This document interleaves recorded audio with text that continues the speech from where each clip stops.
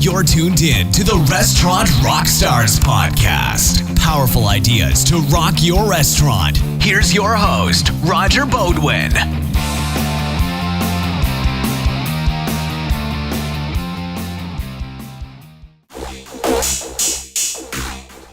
Welcome back, listeners, to the Restaurant Rockstars podcast. Now, those who follow us regularly will know of Jamie Oikel of runningrestaurants.com. Jamie's a good friend and fellow restaurant professional, and he and I often get together to share our thoughts on service, restaurant marketing, and the business in general. Today's episode is all about pet peeves, what your customer sees, feels, and experiences in your restaurant, and what turns them off. Service is paramount, and delivering memorable and unique dining experiences is what brings your customers back again and again, and that all-important word-of-mouth marketing. Are your customers singing your praises and telling everyone they know about your place? Take a listen to Jamie and I share our insights into 17 easily overlooked negative impressions. Don't let this happen to your customers in your restaurant. Hey everyone, it's Jamie Oikel from runningrestaurants.com, along with my man Rockin' Roger Bodwin from restaurantrockstars.com. What's going on, Roger? Hey, James, I'm well. How are you? What's happening, man? I'm doing really, really good, and I am really interested in today's call because I think it's going to bring out a lot of kind of quirky, interesting stuff because we're going to talk all about pet peeves. And man, the list you send me is a killer. We're going to cover 17 of Roger's pet peeves about restaurants, and you're going to want to grade yourself if you're a restaurant, see if you pass the test. And I just want to give a quick intro on Roger. He's absolutely the right guy for this call, perfect guest for the call, longtime restaurant operator with over 20 years of experience in the biz. He's now a restaurant coach and consultant and trainer and speaker and author, sharing all of his hard-earned wisdom with others in the business. Along with his book called Rock Your Restaurant, Roger has created a restaurant customer service program called Sales Stars, as well as the Soup to Nuts program for how to run a profitable restaurant called the Restaurant Academy. So when it comes to talking all about restaurant operations, Roger is absolutely the guy. Roger, you ready for this? Absolutely. Let's rock it. Awesome. So we are going to walk through the process, the customer experiences when they visit your restaurant, and Roger's going to lay some pet peeves on you, starting with number one. The curb appeal. This one gets me too, Raj. What do you got? Well, it all begins by, visiting your competition, and it's just interesting how you can get a critical eye when you dine out in other restaurants. And then being a customer in your own restaurant and seeing what the customer sees, feels, and experiences is super important to giving them the best experience. But it all really starts with curb appeal. And curb appeal can be literally a car driving by your restaurant, and what does it look like? Are there lights burned out? Does it look like it's got a fresh coat of paint, or does it look like it's kind of run down and sloppy? Is there graffiti on the fence next to the parking lot? Like, all these are details that determine whether or not a customer will come into your restaurant. It starts there. And then when they actually pull into the parking lot and get out of the car, are there cigarette butts and beer cans, outside the front entrance? That sort of thing. You walk in the door, are there posters that are out of date? Again, the lights burned out. All these things are going through the guest's mind as they're walking into your property, if they even stop at your property, based on what the restaurant looks like from the outside. Critically important start, whether you get their business or not.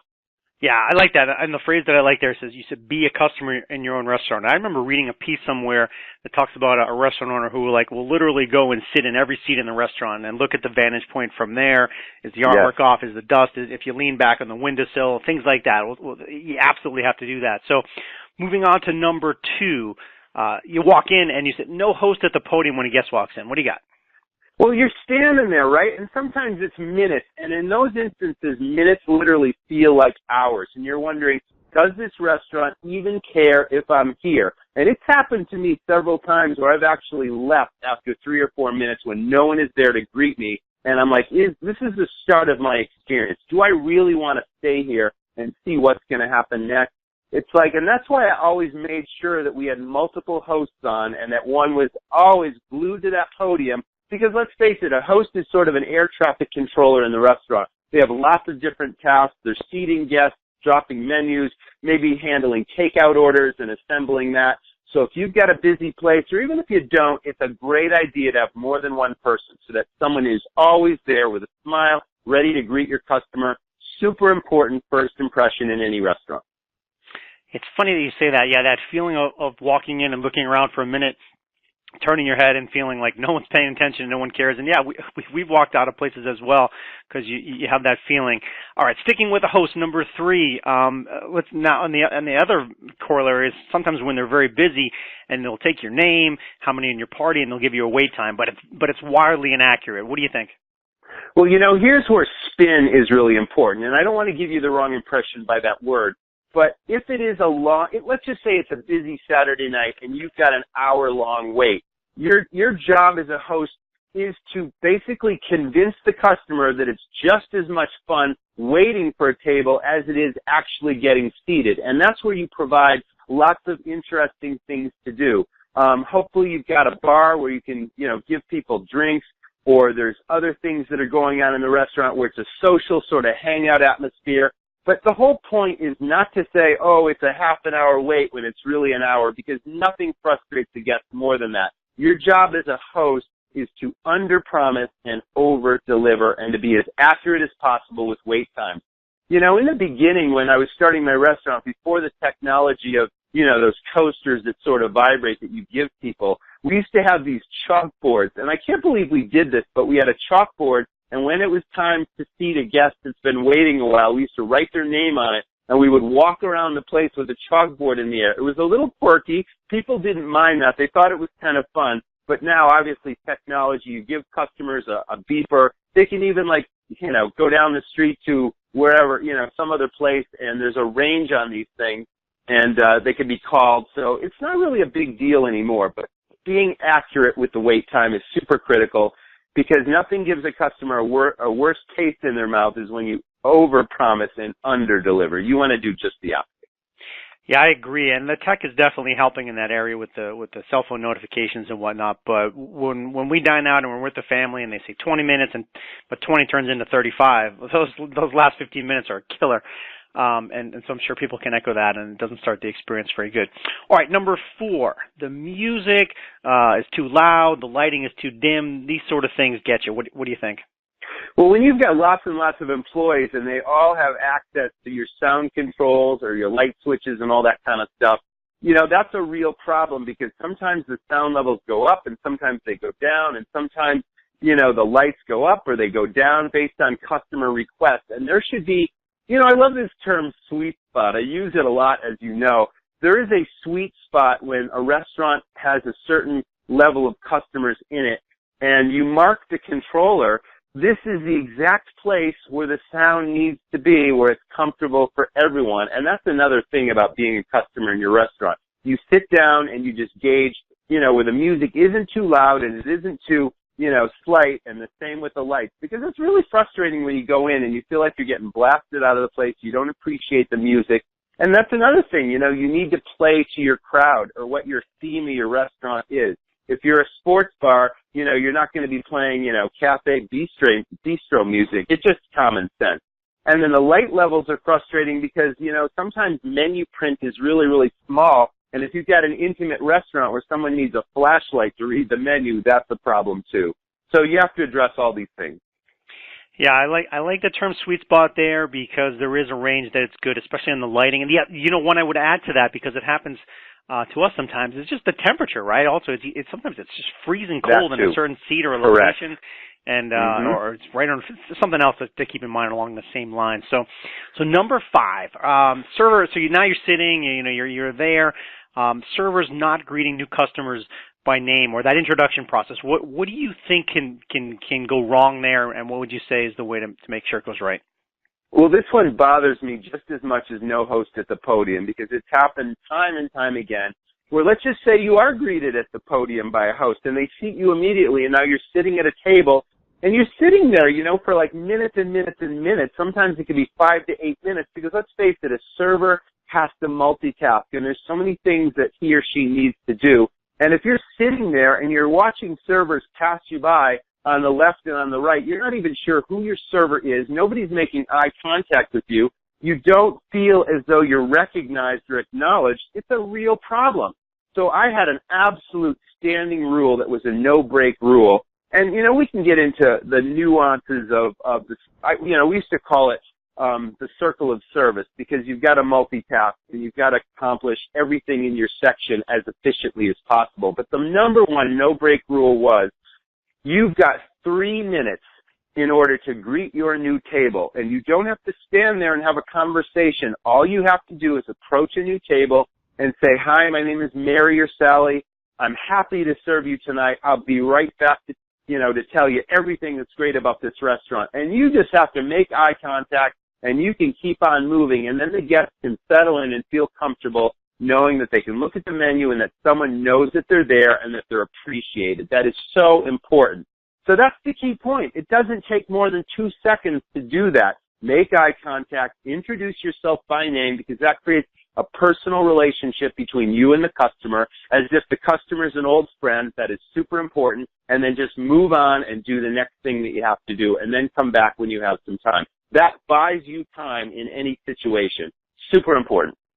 Yeah, you hit everything I'd want to hit there, though. But I've also echoed that feeling of being at the table, waiting, feeling like no one has your table. Oh man, they made a mistake. They put us at the wrong table.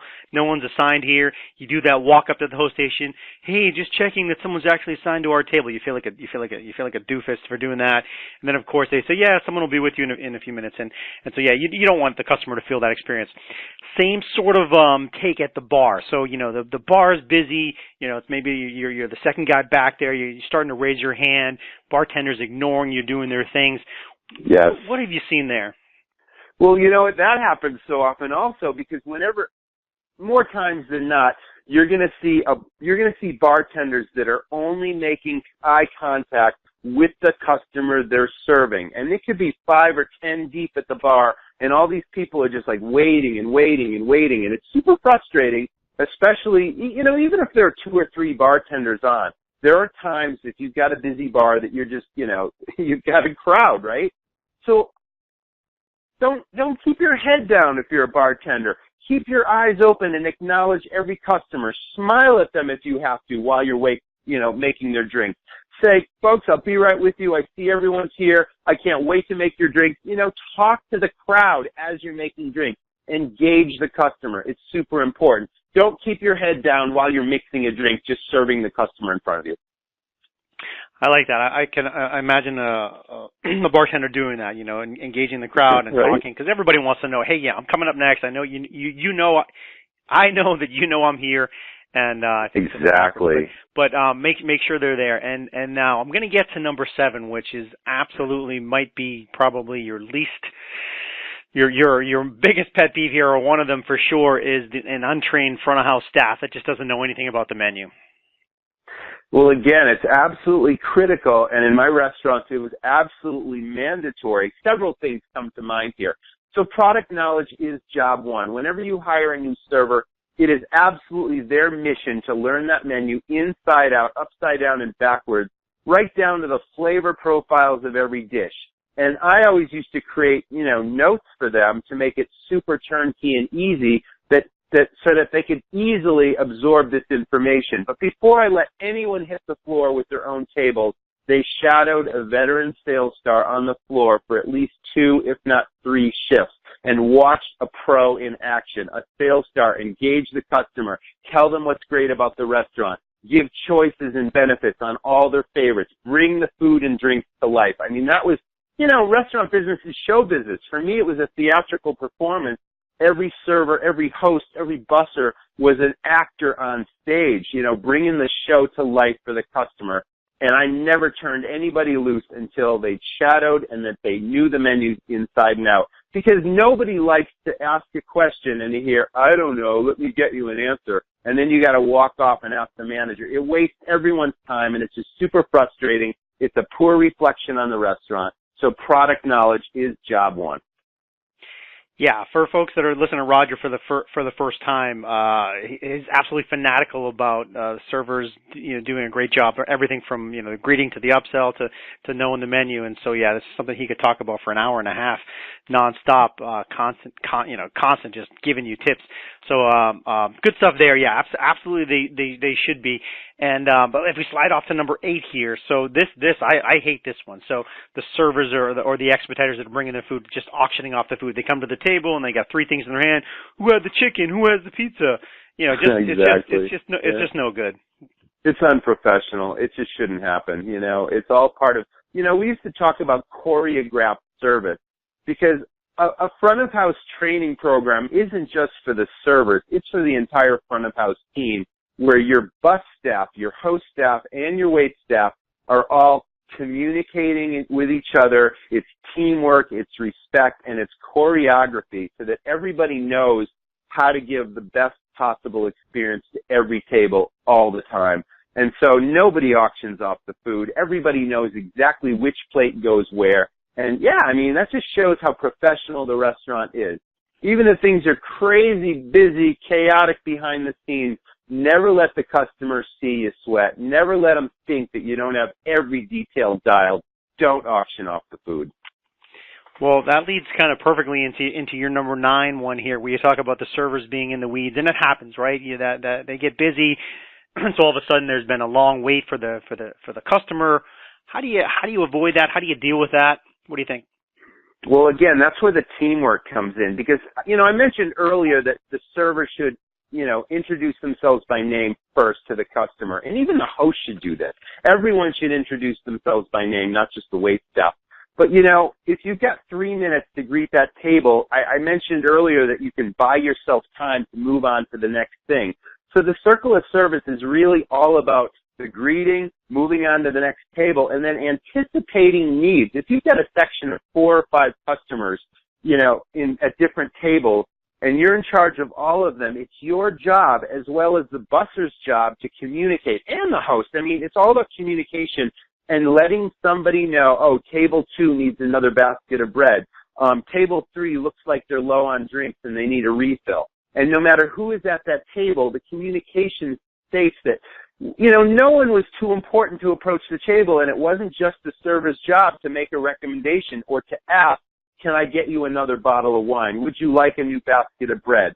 And we used to have this mantra in our restaurant, no matter who you were, if you were a front of house staffer, I don't care if you were a host, a busser, or a server, I don't care whose section it was, the mantra was every table is your table. So if you notice something where a guest needs something, or they drop a fork on the floor, or somebody spills something, it's everybody's job. Whoever sees it, you're on it. No section, you know, assigned when that happens. So, you know, that's really what it's all about. But in the weeds, if you follow these practices and use your teammates to back you up, it avoids being in the weeds. And, you know, salesmanship was super important in our restaurant. And when a server is in the weeds, they're just surviving, but they don't have time to tell the customer what's great. They don't have time to make suggestions that they know the customer will enjoy. And that just costs your restaurant money. Because let's face it, you get a sales team out there. They're not just serving food and drink. They're selling product to your customer. And they can either maximize your opportunities or leave lots of dollars on the table. So the training is so critically important to keeping everybody out of the weeds. Absolutely. A couple things I like there. So every table is your table. I love that because I really do like when I'm eating in a restaurant and someone who's not my regular server notices something and then jumps right in to help. It's perfect, and that's the way it should be. All right, so we've been walking through the whole experience from walking in to getting seated and greeted, and the server takes our order. But now the food gets here. Number 10 is the menu items arrive. They're cold. They're not cooked to the proper temperature. Oh, this one gets you. Well, that's just it. I mean, yeah, I mean, there's where that whole circle of service comes in again, because if a server's in the weeds, she's not necessarily in tune to the food when it comes up hot off the line, you know, and let's just face it, if you got a busy line, maybe a heat lamp is burned out and it's sitting there and it's not keeping warm. There are certain foods that will actually get overcooked if they're left under the heat lamp too long. So if a steak was ordered medium rare, suddenly it turns into medium or medium well if it's been sitting for a couple more minutes longer than it should have been immediately picked up. So, you know, these are all pet peeves for the customer. Every single dish needs to be served to the customer as they ordered it with a presentation that I call wow factor, so that when you put that plate down in front of the customer, whether it's an appetizer, whether it's an entree or a dessert, everything looks like, oh my gosh, wow, that's unbelievable. I need to get my camera out and take a picture of that. And then when they dive into it, it needs to be cooked as they ordered it to perfection. And that's really, really one of the biggest challenges in the restaurant business. But we overemphasize that to the entire team, how important it is to deliver the food on time, when it's ready and hot. And that's where the team comes in. And we didn't, it wasn't just up to the servers to deliver the food or the expediters. Anyone could deliver the food. If there was a table, as long as you're delivering everyone's food on time, and that goes without saying. You don't drop a burger and then someone else waits 3 or 5 minutes for their pasta. It's like everything has to come to the table at the same time, when it's ready, when it's hot, and cooked perfectly to order. And that is one of the biggest challenges in this business. But it's absolutely essential to the customer's experience. Yeah, I'll just echo that. It's a big challenge, but it's such, from the consumer side, it's such an important thing. You're excited to get your food. You've been waiting, and then your first bite is like, what the heck's going on here? How could this happen? We've been waiting, and now you got to send it back and have another conversation, and so forth. So yeah, that can be a very frustrating point. We'll kind of skip number 11 because you touched on it, so we don't need to revisit it. You talked about poor or sloppy food presentation, and you kind of hit that when you talked about the presentation. Absolutely, it should come out with wow factor, and when it lands on your plate, you should be, oh man, that looks good. Can't wait to come in. When the person's walking by with another plate, you should go, man, I want to get that next time. So that absolutely is an important piece of it. So I'll jump right to number 12, and that is the poor or perceived value. All right, so $19.99. Oh man, all right, let me take a chance, and then it lands on your plate, and you're like, this was $20. What do you think? Right? Yeah, it's kind of like that old Wendy's commercial. Where's the beef? It's like, it's absolutely true. And again, here's where that term sweet spot comes in. Because obviously portion sizes determine food costs, and menu pricing determines profitability, and all these things kind of play in together, and I'm somewhat of an expert in that. But every single dish that comes out of the kitchen, again, has to have that wow factor. So if you're paying a good price for something, it not only has to look great, but it has to look as though you're providing value to the customer every dish, every time for the money they're paying. Critically important to getting repeat business. Yeah, I agree. There's nothing worse as a customer than not feeling you're getting what you pay for. People go out, they spend a lot of money, no doubt. They're willing to do it, but of course everyone's conscious of that equation. The value to perception is such an important equation, and so make sure you're in what Roger would call the sweet spot. I absolutely agree. And now this one I hate, and I know my wife hates, and the kids hate too, because they have a favorite item in mind, and then sorry, we're out of that. I know. What do you think? I've actually been to restaurants where I've had 2 or 3 choices that have actually been 86, and you're like, well, why don't you tell me what you do have? It's like, it's so frustrating, Jay. I mean, you just hit it on the head. It's like favorites. If you've got a favorite restaurant and you go there often and you just come to really enjoy a certain dish, you not only want it to be available, but you want it to be consistent. And again, that's one of the biggest challenges in this business, is effective ordering, so that you've got just enough inventory that you're not running out of things, but you also don't have a waste and spoilage problem, because let's face it, we're in a perishables business. So yeah, there is a sweet spot there also on ordering to make sure that you have the items available, but you're moving the merchandise, you're not running out of anything, but you're not throwing anything away either. That is a big sweet spot. Yeah, absolutely. It's funny because, this one in particular goes to systems, and like Roger's, the book we touched on gets all into the systems you got to have to make sure your restaurant is operating right. So you should definitely find a way to check that out. And the Academy too that Roger does gets in all the nitty gritty on this stuff. You got to see that stuff because it's so important to hit every line item for the customer. And I know it's a business of 1,000 details, and we're juggling. And this one in particular cannot get missed. Number 14, sloppy and dirty bathrooms. Disgusting. What's going on? Well, it happens more often than you think. And this one is the most common sense one because it's talked about in the industry all the time as the bathrooms determine the overall quality of your experience. And a lot of times guests will go to the bathroom as soon as they're seated at a table before any of the food even arrives. So when you walk in, that's as important to me as curb appeal, if not more important, because that is a comfort zone for the customer. They want to go to the restroom. They want it to be clean. They definitely don't want to be, in a compromising position where suddenly they look down and the paper is out, or there's no soap, or they lean up against the, women do this all the time. It's like they get up close to the mirror to apply their makeup, and suddenly the countertop is wet, and now their skirt or their blouse has a total wet spot across the front of it. It's like these are things that happen in restaurants every day. So having a checklist and having regular, bathroom checkups, and we used to do this every 20 minutes. So we had a rotation, and the hostesses did this most of the time, but the bussers did it as well, and we had a checklist that we would keep every single day on the back of the door. And the person that did it every 20 minutes would initial that they were actually in there, and they checked 10 different things to make sure that they were all in order for the customer. And of course, when they're running into customers in the restrooms, they're greeting them, they're asking them how their experience is, they're thanking them for coming. It's all about the personal touch. But bathrooms are critically important, and having some sort of a bathroom system with a routine monitoring is critically important. It is, man, and to your point, I think you said earlier in your answer there, more often than not, it happens, and I think that's true. I mean, I can echo that, and I think it could be another company, but I think Cintas, one of the providers in the restaurant space, yes, every year does the best bathroom competition. I mean, it's like where they best bathroom in America, and this is and it's that because it's that important. People think about it. They make a big presentation about it, and I think when they do that study, every time I see it, it's something like the biggest complaint restaurant people have is the dirty bathrooms. So it is something people absolutely pay attention to, and I love the idea of a 20-minute cycle checklist. So another thing that is this is a pet peeve for me for sure, and of course they've taken over our entire world and everything in between. But cell phones, but in particular, as it relates to this, the staff on the cell phones, I don't really want to see my server checking their Facebook in between service operations, and I don't want to see them smoking outside and all that stuff. Yeah. How do you set the rules as an operator? How do you convey these things? Because some of those things take over our habits.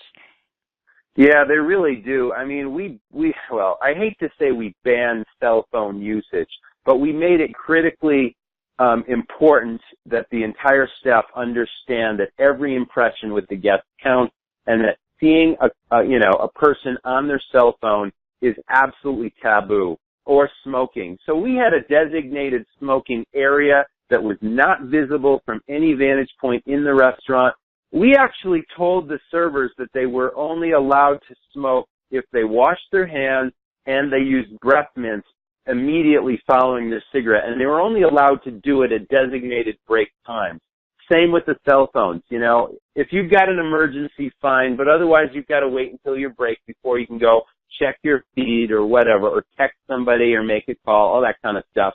And I monitored this stuff, and everybody monitored this stuff. So the guests never saw that in our restaurants, and definitely it's something that you need to take critical attention to. Yeah, man. So we're coming up on number 16, and so we've already gone through a litany of pet peeves that I hope if you're an operator listening to this, you're kind of taking notes. My staff is doing this, we're not doing that. Things you can take, because these are things your customers are experiencing, and I promise you they're negative things that they're checking off in the mind as to whether or not to return to your business. And this number 16 is one of the things I hate the most at a restaurant. You get the bill, you check the bill, and it's wrong, and you feel like a dingbat for having to say, "Hey, this soda's extra. This $2. There's a beer on here that I didn't buy," and you feel it's very awkward. What do you think, Raj? Well, it's easier than ever with modern point-of-sale systems to keep accurate track of what happens. But there's also an element of human error here. Let's just say, you had some menu item that was a problem, and the customer ordered it, and then they didn't like it, and you're supposed to take it off the bill, but then you got, in the weeds, which you're not supposed to do. We've talked about that, and you forget to remove it from the bill. But a modern point-of-sale system will allow you to split checks or take things easily with a touch screen. I mean, you touch on a beer here, you can place it on another check over there, all that kind of stuff. So it's really, really important when you've got a large table, especially, to ask the customer, is this all one check, or would you like to split your checks? And then the server, right from the get-go, can place all the items on the right check, depending on who in the party had what items. So that's critically important. But accuracy, speed is important in a restaurant, but you also have to slow down enough to make sure that your checks are accurate. And then finally, respecting the customer's time. it was always a great thing in our restaurant to train the servers to ask if the customers are in a hurry. Are you off to a show or a movie or a performance? Are you in a hurry, or is it not a big deal? And knowing that, you know, they wanted to catch a 7:30 movie and they're sitting there at 6:45, all that kind of stuff is critically important, and being respectful of their time and presenting that guest check. Don't keep the guests waiting. The entire service team asks if the customers, are ready for dessert, and then making those suggestions, or knowing that they're in a hurry and they probably don't have time for dessert. All that is courtesy to the customer. Yeah, and it's one of the last touch points. You know, you get the bill, you put the credit card in if you're doing credit card, and then it disappears for a while. Right. And that's when you're like you're ready to go. Usually when that happens, you're ready to go. And then that kind of indeterminate 5 minutes, you're like, what the heck? Yeah, I got to go. right. Or especially if you have a movie or a show, or you got to pick up the kids or something, you're like, man, you don't want to mess up that last little touch point. And speaking of the last touch points, number 17, absolutely, this is something that has to happen. So the pet peeve here would be no one says thank you on the way out. That would be horrible. What do you think? Well, that could also be combined with no one at the host podium when you're walking out. Maybe you walked into this restaurant, there was nobody there at the podium to greet you, and then now you're finished with your meal, and again, there's nobody at the podium to say thank you. So we had another hard and fast rule where every single front of house staffer, if a customer crossed your path, or if you were within eye contact of a customer, in your own words, with your own personality, you sincerely thank the guests for coming and inviting them back to return. So you might walk through the restaurant, you might get thanked 4 or 5 times by different people on your way out the door, but again, it's a personal touch. It makes you feel special. Our rule was every customer is the most important customer. Even if your place is filled with 500 guests, every guest is the most important guest. Everybody gets thanked, and at least several different people touch the guests for the last time with that personal, thank you so much for coming. Please come back again. We look forward to serving you again. Whatever you say, it's awesome. And you walk out of there feeling like, you're the king of Prussia. It's just the way it is. Yeah, I love that, man. Every customer is the most important customer. And if your staff takes that approach, you'll absolutely probably avoid most of these pet peeves. So we covered 17 things, walking through the experience of going to a restaurant. You should absolutely take notes on your restaurant. Roger, you're a lot of stuff is happening for you, man. You got a lot of stuff going. I touched on a couple of things, the book, the academy.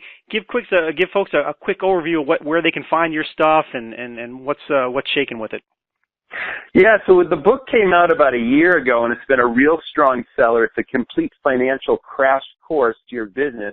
And I recognize the fact that so many people in this business hate the numbers. Maybe you're a chef and you're a great culinarian, but maybe you're just not into the numbers, whatever it is. But the numbers are critically important. So the book sort of walks you through what these numbers are, where to find them, and then I provide fully automated turnkey spreadsheets to make your critical numbers not only easy and simple to understand, but you can analyze this stuff in minutes per week and save money, make more money, maximize profits and efficiencies. That's what the book's all about. It's called Rock Your Restaurant. You can find that at rockyourrestaurantbook.com. We touched on Sales Stars. Sales Stars is really the flagship product, and it's what I created 23 years ago when I started my first restaurant. And I knew that service was a competitive advantage. It was going to mean the difference between making it or not making it. And I figured if I could give better service than the guy down the street, my customers are going to come back again and again and tell their friends. And that's exactly what happened. But it was not just about service. It's also about salesmanship, which we touched on earlier. So it really trains your staff to put their best experience forward for the customer and make all these suggestions that we know the customers will enjoy. So it's a complete front of house training system, not just for the wait staff, but again, the hosts and the bussers. And you can find that at restaurantsalesstars.com.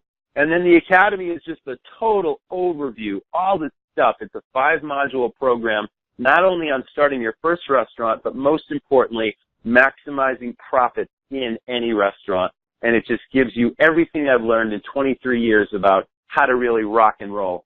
I dominated my competition for over 20 years. My restaurants had double the net profit of the average full-serve restaurant, and I teach you all my secrets, and it's really a secret weapon for any restaurant. And again, you can find that at restaurantrockstarsacademy.com. So yeah, that's kind of an overview. I also do consulting. I'm consulting with a new client in Dubai right now, and he's starting a new restaurant in Abu Dhabi. So that's kind of a learning curve for me, consulting in a foreign country and going through all the crazy nuances of starting, one of the most challenging businesses anywhere, but try to do it in Abu Dhabi, and you got your work cut out for you. Yeah. Roger's a busy guy doing all that stuff, helping restaurants all over the world, literally. And his stuff is great. We've had our customers and our members and our readers have bought the book, bought the Sales Stars, and the Academy as well. And I highly recommend folks do that. We'll give you the links. We'll put the links up on the website. Check that stuff out for your business. As you listen to Roger, I hope you get the feeling that he's passionate about the business and can absolutely help you improve your operation as well, because he's done that, and you don't have to reinvent the wheel, and you can plug right into the stuff. So Roger, as always, I appreciate you sharing your experience and knowledge with us so much. It's so much fun, James. Hey, let me also mention, we give away a lot of really, really free information. You and I regularly collaborate because we're both so passionate about this business. We just love helping other operators succeed. It's not about selling you something. It's about sharing the knowledge of our experience and just helping a restaurant owner succeed. I also have a podcast that's tons of fun for me. It's a combination of interviews with industry leaders or technology-driven products that I think will help run, a more effective restaurant for you. You can find that at restaurantrockstars.com. Every week I release a new episode. You can get on my mailing list. You can subscribe on iTunes. And again, it could be a 10-minute podcast. It could be a 40-minute podcast, but it's all valuable information to help you run a better place and rock your restaurant. So again, I always appreciate talking to you, James. Tons of fun. And we just love helping other operators. Good. Yeah, the call ended up covering a lot, and so I thought it was great. Appreciate it. Love Roger's stuff as always. So I'm going to sign off. Everybody, this has been Jamie Oikel from RunningRestaurants.com, along with Roger Beaudoin from Restaurant Rockstars. Thank you so much for listening, and all the best for your restaurant business. What a great episode. Thanks, Jamie, and thanks, listeners. The message for today: be relentless about training and relentless about the service you provide your customer. Continue to innovate, push the envelope of your brand, and take the burning passion you have for this business and your people to truly rock your restaurant. And I have a free gift to help you do just that. Go to my show notes, click the link, and as a special thanks, get my free gift. I wish you the best of success.